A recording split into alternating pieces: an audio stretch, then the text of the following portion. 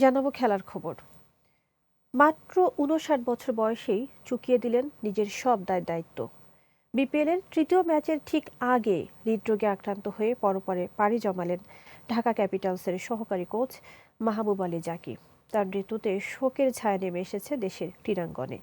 মাহবুব আলীর সন্তানদের লেখাপড়া সহ পরিবারের দায়িত্ব নেওয়ার আশ্বাস দিয়েছে ঢাকা ক্যাপিটালস। আরও জানাচ্ছেন তৌসিয়া ইসলাম। নাম তার মাহবুব আলী জাকি, তবে নিজ নামের চেয়েও বেশি পরিচিত বাংলাদেশ ক্রিকেটের সুপারস্টার বোলার তাসকিন আহমেদের কোচ হিসেবে। তাসকিনের জাতীয় দলের অন্যতম সেরা পেসার হয়ে ওঠার পেছনে যে বড় অবদান তারই। শুধু তাসকিন নন, মেহেদী মিরাজ, নাইম শেখ, তানজিম সাকিবরা কেউই ভুলতে পারবেন না তাদের সেরা পর্যায়ে উঠে আসার পেছনে এই কোচের ভূমিকা। তাই তো প্রিয় কোচের চিরবিদায়ের খবরে মুহূর্তেই ছুটে আসেন হাসপাতালে।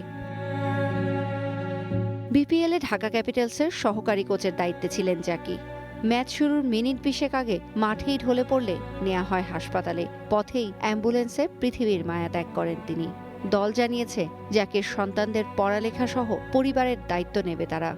উনি ফিজিক্যালি আমাদের থেকে চলে গিয়েছেন, কিন্তু পুরা সিজন জুড়ে উনার স্পিরিট আমাদের সাথে থাকবে। ইভেন আমাদের প্ল্যান আছে উনার বাচ্চা কাচ্চা যাদের আছে তাদের এডুকেশন ফ্যাসিলিটিটা আমরা যাতে সারা জীবন বহন করতে পারি, সেরকম আমরা একটা ডিসিশন নিয়েছি। আর যেটা রেনুমারেশন আছে সেটা থেকেও বাড়তি বেশ কিছু দিয়ে, যদিও ফিনান্সিয়ালি কখনো এই লসটাকে আমরা কভার করতে পারবো না, বাট আমরা দোয়া করবো, আপনারাও দোয়া করবেন যাতে ওনার মৃত্যু পরবর্তী সময়টা অনেক ইজি। খেলোয়াড় জীবনে মাহবুব আলী জাকি কুমিল্লা বিভাগের হয়ে জাতীয় ক্রিকেট চ্যাম্পিয়নশিপে অংশ নিয়েছেন। পরে ঢাকা প্রিমিয়ার ডিভিশনে আবাহনী ও ধানমন্ডি ক্লাবের মতো দলগুলোর হয়েও খেলেছেন। অবসরের পর কোচিংকেই পেশা হিসেবে বেছে নেন মাহবুব।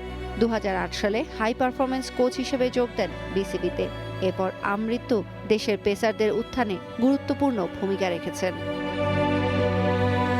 বাংলাদেশ ক্রিকেট দলে ২০২০ সালে জেতা অনূর্ধ্ব-১৯ বিশ্বকাপে তিনি ছিলেন বয়সভিত্তিক দলটির পেস বোলিং কোচ। দেশের বহু পেসারের খুঁটিনাটি সমস্যায়ও মাহবুব ছিলেন সমাধানের জায়গা। তৌসিয়া ইসলাম, গ্রিন নিউজ ডেস্ক।